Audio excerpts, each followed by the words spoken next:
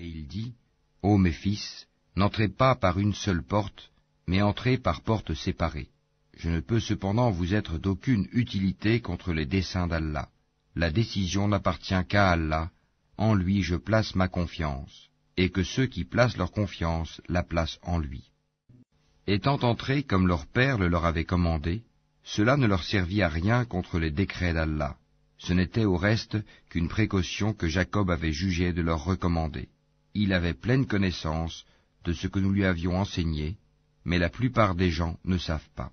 Et quand ils furent entrés auprès de Joseph, celui-ci retint son frère auprès de lui en disant, « Je suis ton frère, ne te chagrine donc pas pour ce qu'il faisait. » Puis, quand il leur eut fourni leurs provisions, il mit la coupe dans le sac de son frère.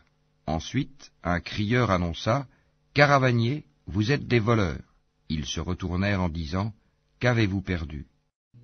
Ils répondirent, « Nous cherchons la grande coupe du roi, la charge d'un chameau à qui la portera, et j'en suis garant. Par Allah, dirent-ils, vous savez certes que nous ne sommes pas venus pour semer la corruption sur le territoire, et que nous ne sommes pas des voleurs. Quelle sera donc la sanction si vous êtes des menteurs, dirent-ils? Ils dirent, la sanction infligée à celui dans les bagages de qui la coupe sera retrouvée est qu'il soit livré lui-même à titre d'esclave à la victime du vol. C'est ainsi que nous punissons les malfaiteurs. Joseph commença par les sacs des autres avant celui de son frère, puis il la fit sortir du sac de son frère. Ainsi suggérâmes-nous cet artifice à Joseph, car il ne pouvait pas se saisir de son frère selon la justice du roi, à moins qu'Allah ne l'eût voulu.